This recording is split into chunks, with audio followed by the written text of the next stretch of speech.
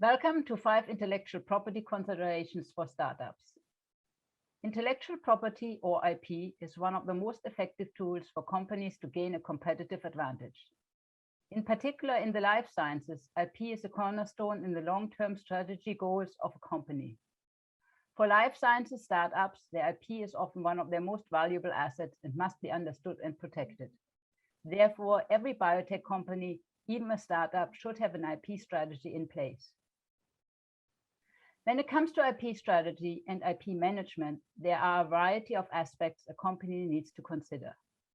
My name is Sonia Ziesche, and together with my colleague Edith Penty-Geraets, we will talk you through some of the aspects a startup should take into considerations when developing their patent portfolio and overall IP strategy. More specifically, we will touch on what we call IP housekeeping. We will also talk about what a company should consider in terms of IP and their employees. While patent filing is pivotal to a startup, it is also very costly.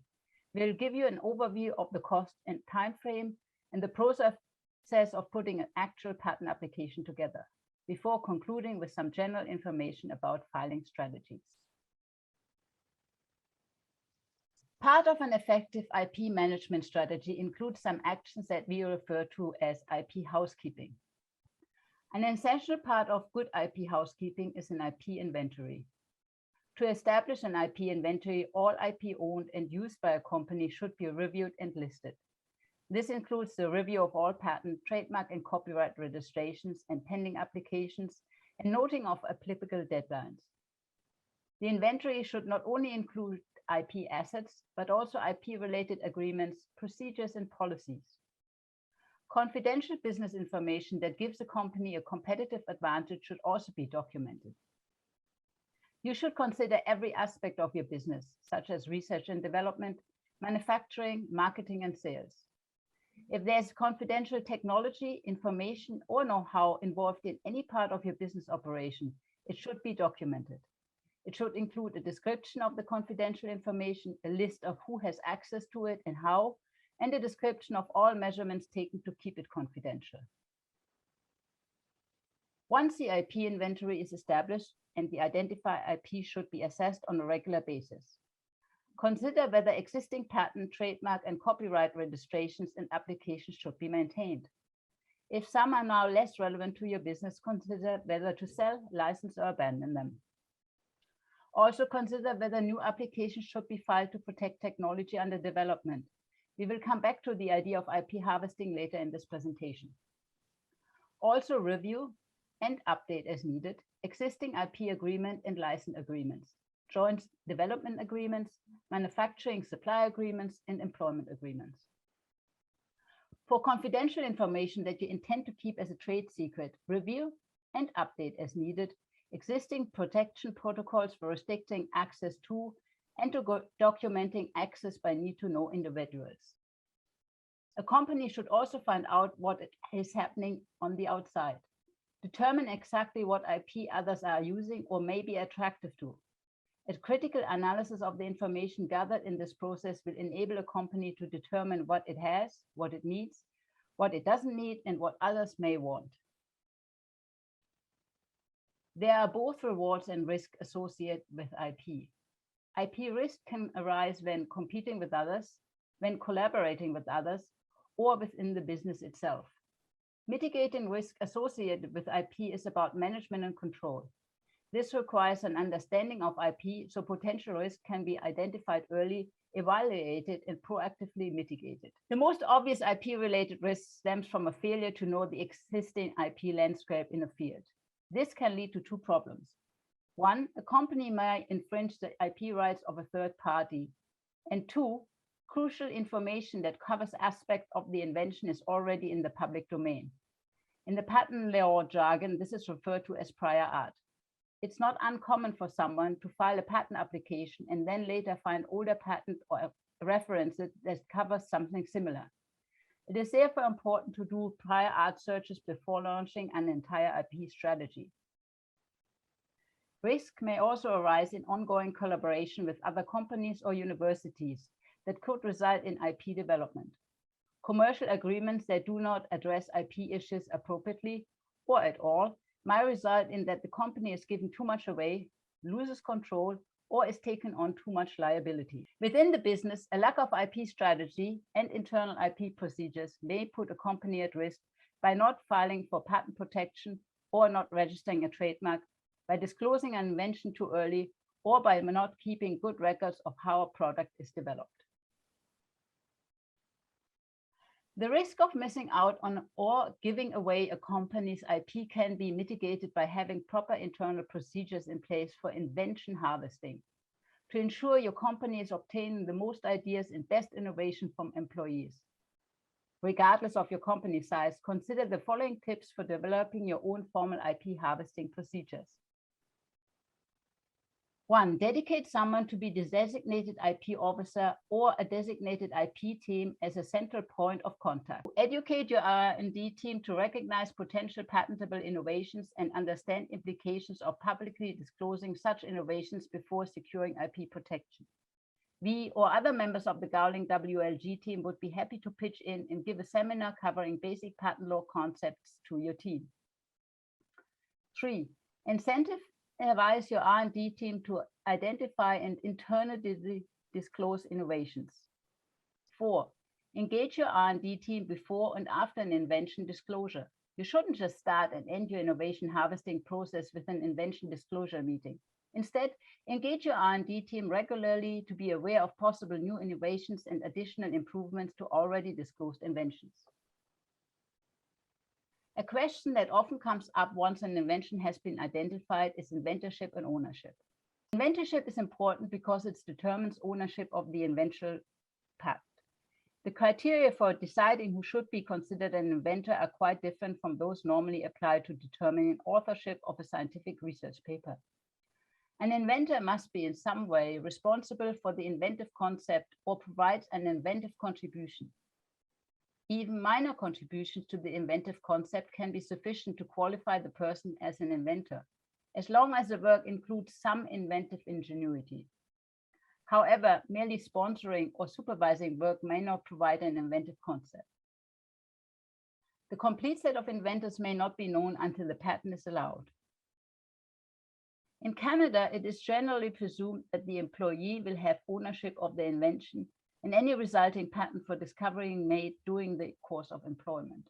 There are, however, two main exceptions to this presumption. 1, there's an express agreement to the contrary, and 2, the employee was hired for the express purpose of inventing or innovating. In both these cases, ownership rests with the employer.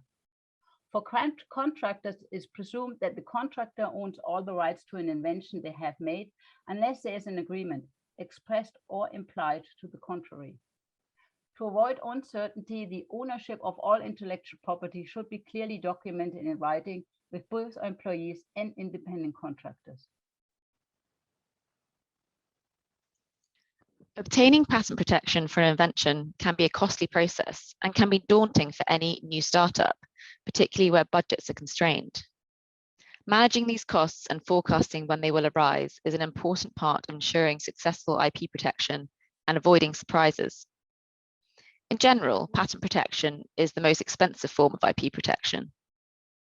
On this slide, we presented a summary of the key costs involved in the patent process. The process can be broken down into 4 different cost phases. Cost phase 1, drafting and filing. Cost phase 2, prosecution. Cost phase 3, allowance and grant. And cost phase 4, renewal fees. Some general ballpark figures for a Canadian patent application are also shown as an example. In the first cost phase, the costs for the drafting and filing stage are relatively easy to predict. The cost required to draft a patent application is an initial hurdle that startups will need to grapple with, since having a patent pending status will often be a key part of negotiating further investment, which may be necessary to fund the subsequent stages of prosecution. The costs for phase 3, the allowance and grant stage, and for phase 4, renewal fees, are also easy to forecast, as the majority of costs relate to official fees that are set by the Patent Office. However, the costs for these phases can vary quite significantly from country to country. For example, some countries only require renewal fees after a patent has been granted, whereas others require renewal fees while the application is still pending. So cost phase 4 may in fact overlap with cost phases 2 and 3. In cost phase 2, prosecution, this is the cost phase with the most uncertainty because it's hard to predict how many objections will be raised by the Patent Office and how many official actions will be issued. Since each official action that is issued by the Patent Office will require a response and possibly amendment to the patent application, costs can vary significantly depending on the nature of these objections. In general, for complex technical inventions or for technical fields where there's a lot of innovation and a crowded technical space, the costs for the prosecution phase will be much higher, since it's likely that there will be more relevant prior art and therefore more objections raised by the Patent Office.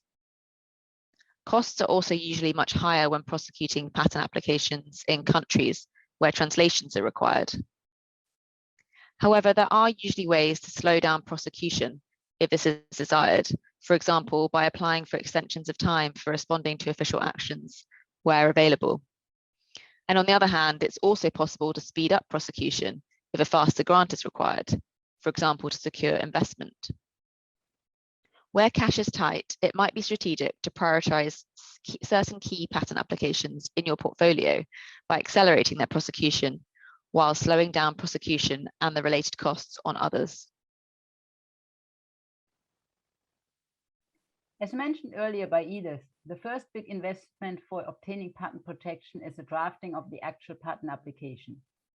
There are several considerations that should be kept in mind for this process. The first is public disclosure. The patent must satisfy certain time limits related to how long the invention was disclosed to the public, if at all, prior to the filing of the patent application. Generally, patents will be denied if the invention has been made public prior to the filing of the application. Some countries have a grace period during which the application can still be filed. However, in most countries, a public disclosure of the invention before the application is filed is typically enough to cause the patent application to be denied. Therefore, a patent application must be filed before publicly disclosing any important research results that may lead to a valuable product or technology. This caution is especially applied to research institutions. As discussed earlier, prior art refers to scientific or technical information that exists before the effective date of a given patent application. Prior art may be found in any public document such as patents, technical publications, conference papers, marketing brochures, web page, products, services, equipment, processes, and materials. The inventor is not required to do a prior art search. However, there may be advantages to performing a prior art search. A search may be conducted before the filing of a patent application to gauge the prospect of obtaining broad claim coverage. Prior art searches are also a good way to get information on development in the field of the invention. Prior art searches may sometimes reveal what competitors consider worth protecting. Search results may be a critical factor in deciding whether to file a patent application. Having decided to pursue a patent, the next step is to work with an agent to prepare the application. A good way to work with an agent is to collect all of the information together in a document called an invention disclosure form. A patent application has different parts, and it is useful to understand the parts and what is required for each part in order to obtain a strong and useful patent.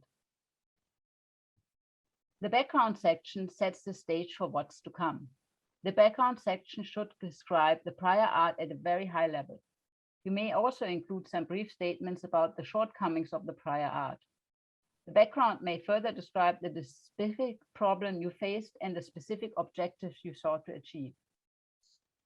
The detailed description section provides a sufficient explanation of the invention for an ordinary person in your field to make and understand the invention. For inventions in the biotechnology, generally the results, material, and methods similar to a scientific paper should be included. Specific disclosure requirements exist for certain inventions in biotechnology. In order for the description of a biotechnology invention to be considered to be sufficient, it may be necessary for a sequence listing of a nucleotide or amino acid sequence to be included with a description, or for a deposit of biological materials, such for example bacteria, to be made with an international depository authority. The claims mark the boundaries of the protection provided by a patent.